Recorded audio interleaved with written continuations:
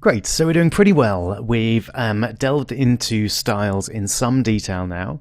We've looked at font sizes, colors, a bit of underlining, a bit of bolding, and we've got some divs with certain background colors, widths and heights. That's a pretty good start. Some of you may be thinking though, so far we've got blue and we've got red and we've got green and yellow and those sort of colours, but what if we want to use a more specific colour and we not be limited to just the standard colours? Well, there is of course a way to do this, and that's using HTML colour codes. So I've got the website html-color-codes.info up here. It's a great little website, and let's see how this works. So they've got a great color chart. You can check it out yourself. It's got a whole range of different colors there, so you can pick pretty much any shade that you like. Now, if let's say we want some kind of sort of purple here, I quite like the look of that one. So if we click on that one, you'll notice that it's appeared down here.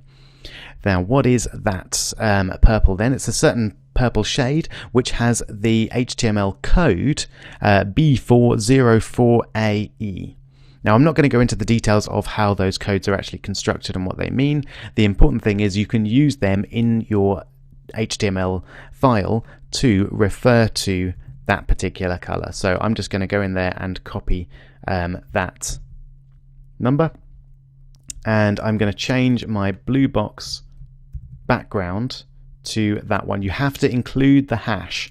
The hash is important because it tells the browser that we're talking about a color code rather than a particular color such as blue or green. Now I know that color is purple, so I'm going to change my class name to purple box, and I'll change it down here as well.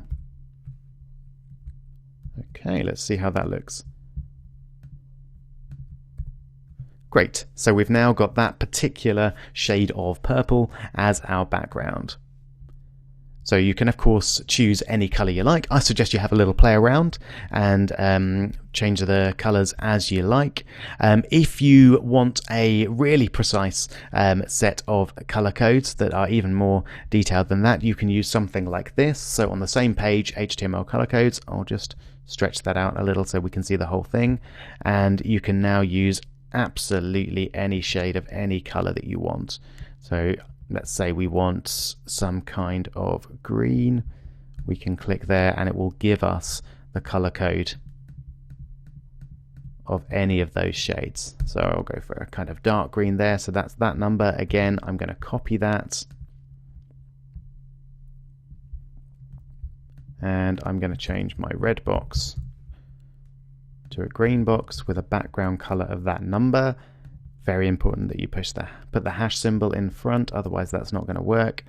And where's green box gone? Oh, there it is. So replace the red box class with green box there, and let's just make sure that's worked. Great. So that's how you put a more precise level of color into your HTML documents. You don't need to be restricted to just blue, green, yellow. You can choose absolutely any color you like. And if you don't know what the code for a particular color is, you can find it at a website similar to htmlcolorcodes.info.